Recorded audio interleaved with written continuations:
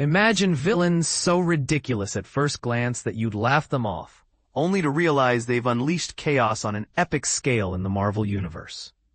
It's a stark reminder that underestimating someone can lead to catastrophic surprises. In the sprawling world of Marvel Comics, where heroes clash with everything from petty crooks to godlike beings, some antagonists start as mere punchlines. These underdogs, often dismissed as quirky novelties, evolve into monumental dangers through sheer opportunity, personal growth, or dark transformations. This shift highlights how even the smallest threats can escalate into forces that challenge the very fabric of reality. But here's where it gets controversial. Should comic creators give such depth to seemingly silly characters, risking overshadowing the established big bads? Let's dive into 10 such villains, exploring their journeys from obscurity to infamy, with insights to help newcomers grasp the Marvel lore easily. The Jackal. Miles Warren kicked off his career as a stereotypical mad scientist obsessed with cloning, complete with animal-themed antics that felt straight out of a B-movie. Introduced in 1965 and rebranded as the Jackal in 1974, his experiments initially seemed like harmless sci-fi fluff, far from posing a real challenge to Spider-Man's world. Yet the infamous clone saga flipped the script, turning his fixation into a psychological nightmare. This storyline forced Peter Parker, along with clones like Ben Reilly and Kane, to grapple with existential crises about identity and reality. Think of it as a deep dive into what makes us us. Even though the Jackal has slipped back into the shadows, his legacy lingers, continuing to torment Spider-Man. And this is the part most people miss. Could cloning technology in comics be a metaphor for real-world ethical dilemmas like genetic engineering? Varnae. For ages, Varnae was filed away as an outdated myth in Marvel's supernatural archives. Known mainly as Dracula's ancient ancestor and the original source of vampirism, he was long considered extinct and insignificant in contemporary tales. That changed dramatically in 2024 when he resurrected, seizing control of Blade's body and igniting the Blood Hunt, a worldwide vampire uprising aiming for global domination. His amplified powers even prompted Doctor Strange to hand over his Sorcerer Supreme abilities to Doctor Doom, who defeated Varnae but hoarded the magic for himself. This double-edged comeback not only terrorized the planet, but altered the balance of power across the Marvel Universe. It's fascinating how a forgotten relic can spark such modern mayhem. Do you agree this makes vampire lore more thrilling, or just over the top? The Maker, in an alternate reality, Earth 1610, Reed Richards began as a brilliant, empathetic inventor and devoted family man, much like his mainstream counterpart. When multiversal incursions loomed, threatening his universe's existence, Reed shed his hero's mantle and embraced a self-styled savior role, morphing into a cold, calculating villain. Free from ethical constraints, he manipulated reality on a cosmic scale, crafting a new universe post-Secret Wars to fit his vision. As the Ultimate Universe approaches its ultimate showdown, the Maker positions himself as a deity and destroyer, potentially dwarfing threats like Thanos or Galactus in Earth 616 Eyes. This transformation begs a controversial question. Is it justifiable for a hero to turn villain in the name of progress, or does it blur the lines between good and evil too much? Revelation Doug Ramsey, better known as Cypher, spent much of his early X-Men days as a non-combatant genius, excelling in language and diplomacy, but lacking any physical prowess. He was the ultimate sidekick, smart as a whip, but not built for battle. During the Krakoan era, his role on the Quiet Council made him crucial to mutant affairs, yet the Utopia's collapse propelled him into darkness. Assuming Apocalypse's identity as Revelation, he ushered in an era of horror, drastically reducing human populations and warping Earth into a genetic hellscape. Many heroes' and villains' current woes stem from this upheaval.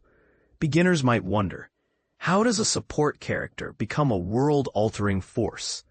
It's a powerful example of how intellect can be deadlier than strength. The Hood Parker Robbins entered the scene as a run-of-the-mill burglar armed with a gun and a mystical cloak, committing small-time crimes that barely stirred New York's underbelly.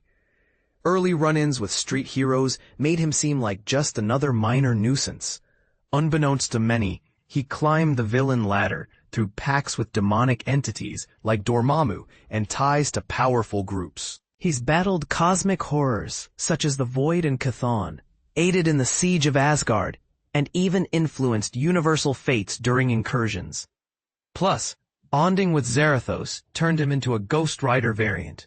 This quiet rise challenges perceptions. Could a lowly thief really ascend to such heights without anyone noticing? Grim Reaper, hailing from Marvel's lighter, more theatrical era, Eric Williams was initially a gimmicky foe with a scythe and a death-inspired costume.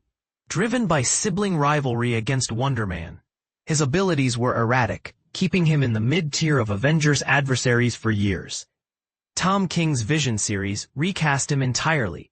His savage killing of Vision's synthetic children became a haunting low point in comics, evolving him from campy to deeply personal terror. Bolstered by deals with demons like Mephisto and Shuma Gorath, his menace has intensified. It's a stark evolution. Does this make him more relatable as a villain broken by resentment? Kraven the Hunter, Sergei Kravenov, the trophy-hunting Kraven, was often overshadowed in the Sinister Six by flashier foes like Dr. Octopus or the Green Goblin. Relying on potions, weapons, and raw might, his lion-clad persona felt antiquated. The 1987 classic, Kraven's Last Hunt, revealed his depths.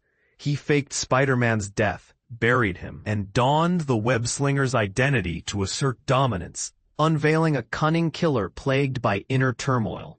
This exposed his potential to target heavyweights like Beast or Black Panther. For beginners, think of him as a cautionary tale about pride and despair.